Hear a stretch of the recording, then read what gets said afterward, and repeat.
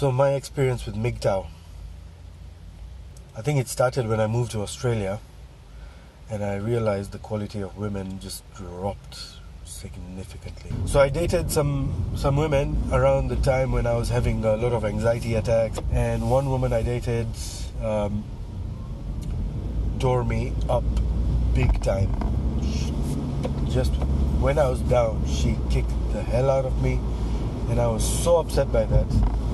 And another thing happened where I'm kind of old-fashioned, so I had gone to this spiritual thing, and this person was there, and I thought they were walking to the train station, so I thought I'd walk with them just to give them company or, talk about spirituality. But they crossed the road, and that really upset me, so I just vented it out on Facebook and then carried on. But then a friend of mine who I look up to sent me an article that said all men should be seen as rapists. And this is all happening while I'm having my anxiety attacks. And I'm like, is this how women see men? Then I started understanding why Dave Chappelle, so many comics, Tupac changed his mind. Everyone, they're just like Chivalry is dead. Do not fall for this woman trap and this. So I was already in that mindset. Then I hear this comedian called Bill Burr and his take on women. You'll see the links below. Equal pay, equal rights, whatnot. And he makes a lot of good points. So then I went into the comments and I see this thing about MGTOW this, MGTOW that. So I looked it up and I'm like, okay, men going their own way. So these are men who are fed up of living the way you are expected to live, where you're just meant to pay for the woman, get divorced, get half your things taken. Tiger Woods, Arnold Schwarzenegger, all these guys, they do all the work in the divorce. There was a lot of outrage, there was a lot of anti-feminist stuff. Now, the thing is, the same thing that happened to feminism happened to MGTOW in my eyes. Feminism went through a few waves. First it started out with good intentions, then it went into this one and that one, and ended up with, again, entitled women, expecting things to be done for them, cherry picking all the equal rights they want, and letting the men have the bad ones that they don't want. MGTOW went through the same. And it's still going through the same, because it was just the red pill. Now there's purple pill, black pill, white pill, all this. And it's a bunch of young guys who want to act and talk like they know their shit. They know what they're doing when they don't. They're just trying to show off, I'm living the life. And they're not really. I'll give you an example. I joined the Australian MGTOW group, thinking, we'll talk about men going their own way. Remember, the logo is the main road and them going their way. They're not going their way. They've gone to the cusp of the road and they're constantly looking at the main road saying, see, this is what they're doing, this is what they're doing. You see the latest news? And I'm like, that's not me.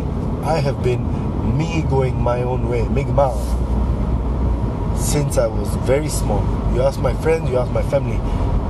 I do some strange things and they already know, my friends and people in my life. It's like, that's Paras. That's just how he does. He marches to a beat of his own drum. There are a few guys who are, but it's old men who are angry because they've already been stabbed in the back. They've had some bad experience with a woman, isn't that? That's why they think that all women are like that. And this is the problem, because women do the same. Women, when they have a heartbreak or whatever, all men are bastards, all men are this. Both sides need to calm the hell down. Let's have some peace. Remember this much: if you're going to go MGTOW, that means nearly half the population you're going to avoid. You're going to avoid the person who gave you birth. Are you going against your sibling, your sister, if you have a daughter? Depending on which MGTOW person you follow. Some guys have good points, but a lot of them come from such a place of anger that they use words. They have these special words like cuck in the Facebook group.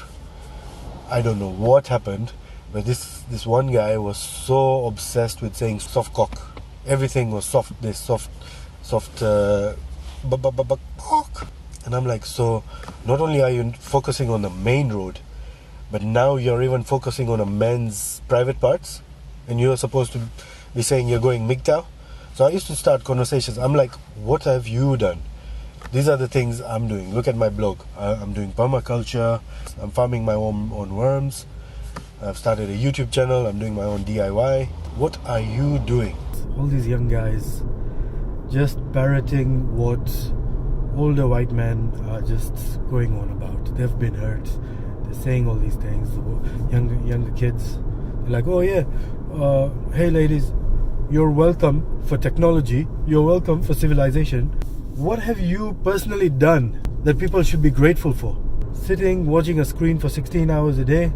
To me, that's such a waste of the privilege you have of being a human, to experience so much out there, to create so much out there, and being a man on top of that. Men just naturally get together, collaborate, just conquer the planet. They've done so much. While you're there, just... I personally think MGTOW is a very good starting point if you get the positive of what MGTOW really is. Yes, it is good to get away from society, but for how long can you do that? And if you are going to get away from that society and take that lane, then stay in that lane. Stop looking at the main lane. Stop looking at all the conventional people doing their thing and just being like, oh, look at these cucks and I don't know, all these words they've come up with. Get the good things from MGTOW. I'll share a documentary called The Red Pill in the links. A very important thing for men to watch. Protect yourself. Put things in place to protect yourself. Remember, you are a man. You are designed to win. You are that one sperm that made it out of all those millions.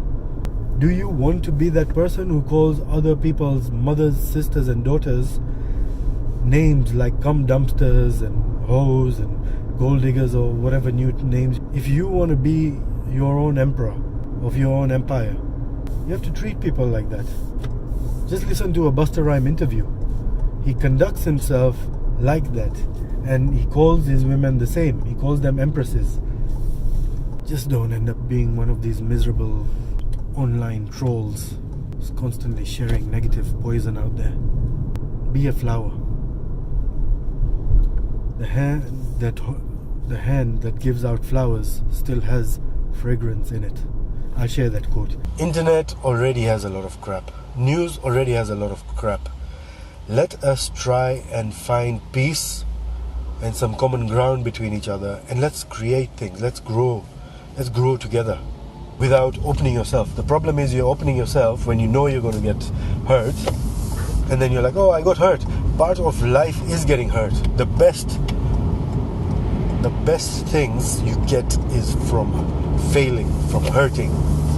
I'll share a Khalil Gibran couplet. A rosebud hurts so much when it explodes to blossom. A caterpillar has to break its cocoon after its chrysalis, after it's gone through chrysalis to become a butterfly. So you can't blame the thing that's hurting you, because that's where the growth happens.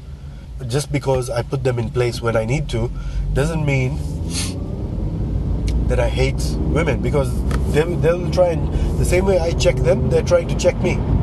Say, for example, I put a post where it says the necessity of a father in a child's life, and it's science facts where kids are statistically shown to get more into drugs, addictions, bad behavior, things like that, without a father in their life or a father figure. And then women will be like, oh, you're saying bad things against women. I've said nothing about women in that article. I'm actually just copying and pasting science-based facts in that post. So I check them back, because they're checking me and I'm checking them back. And that's what happens. That's what happens in a normal conversation. We have a misunderstanding, we try and clear things up. People don't want to do that anymore. And this is a message to both sides, to all sides. There's just so much you versus me versus this going on, that we need to find a way to get away from that. You go on the internet, everyone's outraged and we're looking for things to get angry. You're going to end up having a lot of social anxiety. I got in trouble once. I was the only guy in that whole office. And every morning I would have to hear male bashing. My man's so stupid. My man's so stupid. I got so tired. I had my headphones. So in the meeting I was just like, maybe we can talk less about male bashing and things like that, or maybe I didn't say it right, and I take ownership for that also. Most of the women got the message, and one of my workmates, she actually gave me more love from that, because she's like, look, Paras, we understand you, thank you for sharing. And I was like, that's all I wanted to say anyway. That's all. I just wanted to be heard, because I'm sitting in that corner like that Spider-Man meme. But obviously, the Australian lady, just like, I'm not talking to him anymore, and I'm like, yes. Anyway, guys, let's have some peace.